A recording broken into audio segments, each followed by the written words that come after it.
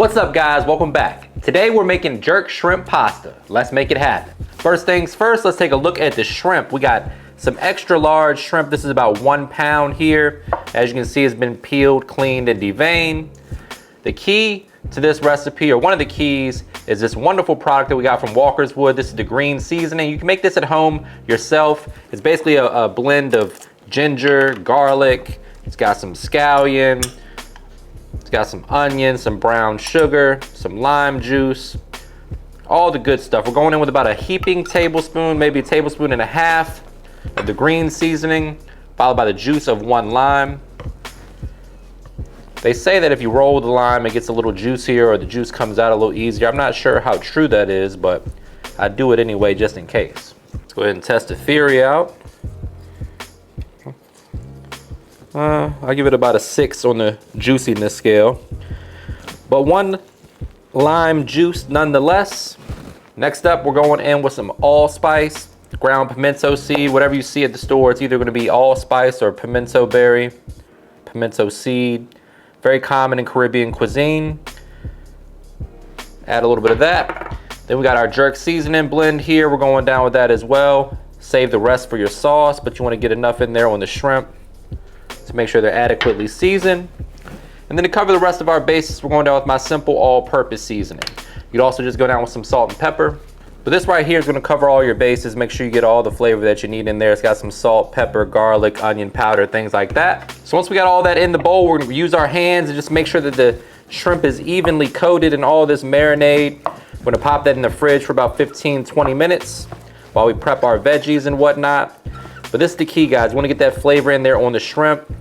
We're going to sear the shrimp nicely in a skillet and then use the leftover marinade to go into our sauce as well. So no flavor left behind. You guys know the drill. And this episode is sponsored by Good Chop. They offer convenient, contact-free delivery right to your doorstep. You can order a fully customizable box, choosing from beef, chicken, seafood, and pork products that you like the most. Also, there's something for everyone. You can choose from 50+ high-quality cuts, 100% grass-fed ribeyes, flavorful T-bones, wild-caught salmon, free-range and organic chicken breasts, pork tenderloin, 100% grass-fed filet mignon, thick-cut bacon, ground pork, and organic chicken drumsticks, just to name a few. When it's time for meal prep, this is my go-to option. I love to be able to grab something fresh out of the freezer, like this salmon that I'm making today, pair it with some veggies, and you have a super healthy and flavorful lunch. And the best part about all of this is they offer a 100% money-back guarantee. Good Chop sources only the good stuff, which is why they feel confident about their 100% money-back guarantee. Love Good Chop or get your money back. So give it a try today. Go to goodchop.com/YouTube and use code MakeItHappen120, or click the link in the caption below to get $120 off across your first 4 boxes today. That's goodchop.com/YouTube.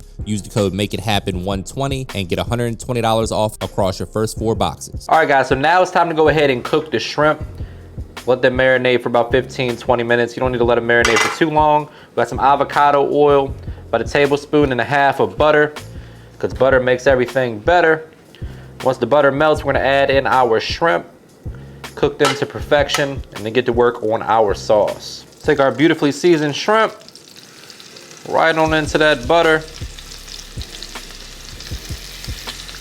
Shrimp cook really quickly, guys, maybe a minute or so, 90 seconds per side.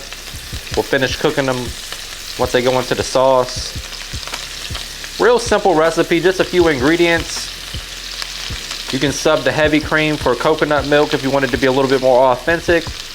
You can also, obviously reduce the lactose in the recipe by doing that as well, for my lactose intolerant folks. Now look, guys, we still have some of that marinade in here. We're not letting that go to waste. That's going in our sauce in a little bit. But right now we're focused on cooking this shrimp. At this point, your house is gonna be smelling absolutely amazing. We're gonna go ahead and flip the shrimp over. It's looking good.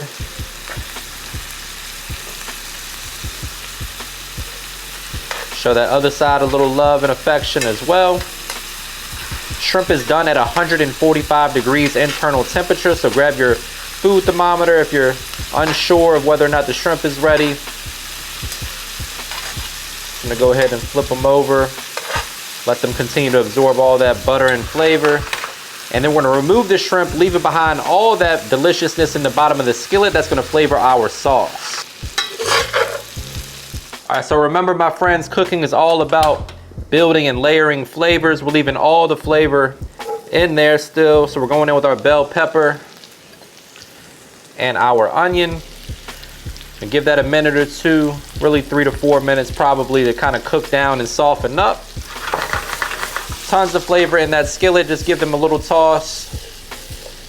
Medium heat. Just let them cook down a little bit. Today we're using rigatoni pasta. When you're prepping your veggies, you want to think about that. So you want them to be about the same size. That way they fit on the same fork. And you get a nice bite when you eat your pasta.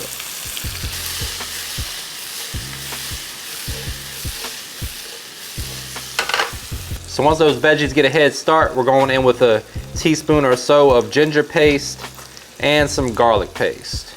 You want to add that after the veggies get a head start because you don't want it to burn up. So we're just going to mix that in.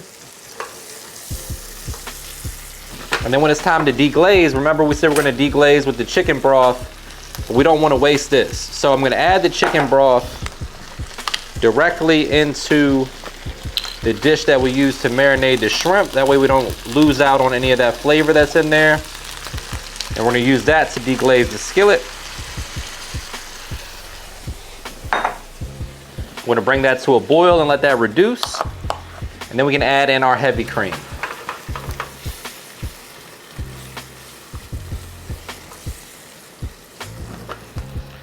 So along with the chicken broth, guys, I like to add a little chicken bouillon powder. This is going to amplify the flavor a little bit. Adds a little MSG, to be completely honest with you. So if you're against MSG, obviously you can leave it out. But we're going in with a little bit for me.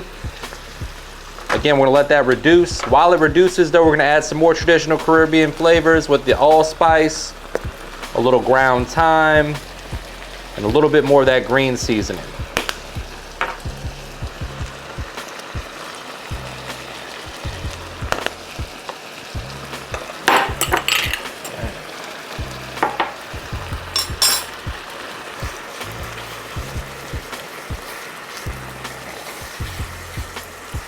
Now I'm going to reduce the heat and go in with about a cup of heavy cream.